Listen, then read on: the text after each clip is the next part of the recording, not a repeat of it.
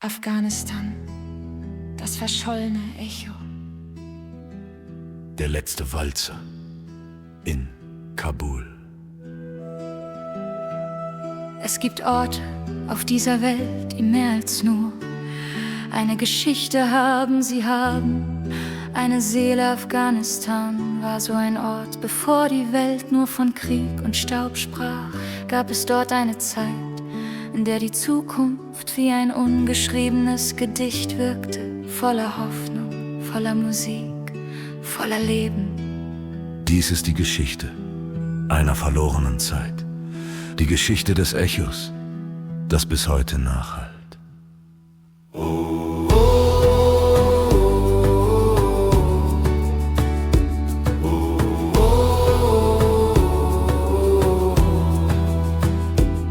Stellen Sie sich eine Stadt vor, eingebettet in einem Tal, umgeben von schneebedeckten Bergen. Eine Stadt, in der alte Traditionen auf moderne Träume trafen.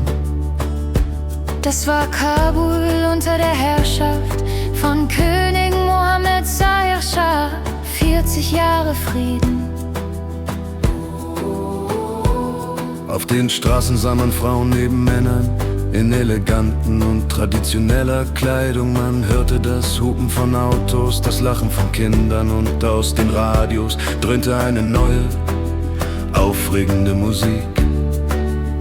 Es war der Sound der Freiheit. Künstler wie Ahmad Zahir, der afghanische Elvis, verbanden persische Poesie mit westlichen Gitarrenriffs.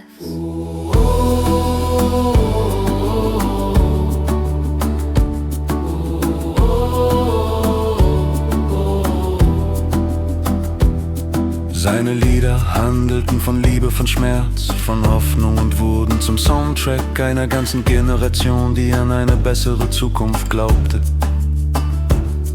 In den Teehäusern diskutierten Dichter und Denker über die Zukunft, während der Duft von Kardamom in der Luft lag.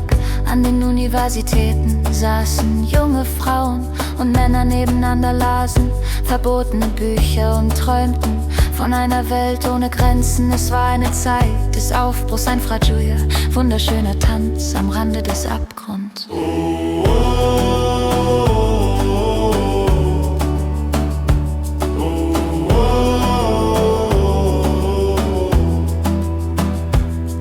Aber niemand ahnte, wie nah dieser Abgrund wirklich war. Kapitel 2: Die Gärten der Poesie.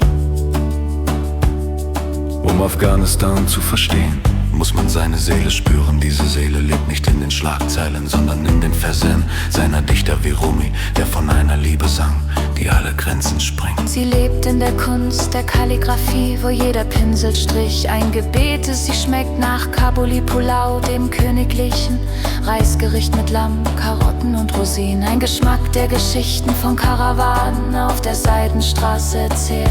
Sie fühlt sich an wie die Wärme des Naan, des frisch gebackenen Brotes, das mit jedem geteilt wird. Denn die größte Kunst der Afghanen ist ihre Gastfreundschaft. Einem Gast alles zu geben, selbst wenn man nichts hat, ist ein heiliges Gesetz. In den Basaren von Herat und Kandahar handelten die Menschen nicht nur mit Gewürzen und Teppichen, sondern auch mit Geschichten. Jedes handgefertigte Muster, jeder Duft, jede Melodie war ein Faden im großen Teppich der afghanischen Kultur. Ein Erbe, das so reich und alt ist wie die Berge, die das Land bewachen.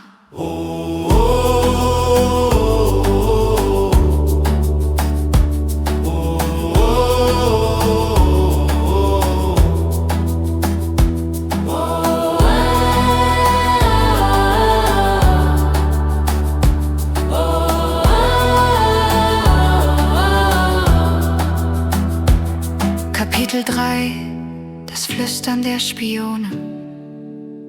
Doch der Frieden war trügerisch. Unter der glänzenden Oberfläche begann es zu brodeln. Afghanistan war zu einem Schachbrett geworden, auf dem zwei Weltmächte ihre Figuren bewegten. Die Sowjetunion im Norden und die USA im Westen. Beide überschütteten das Land mit Geld und Waffen, bauten Straßen, Schulen und Militärbasen. Doch diese Geschenke waren vergiftet, sie schufen Abhängigkeiten und schürten Misstrauen.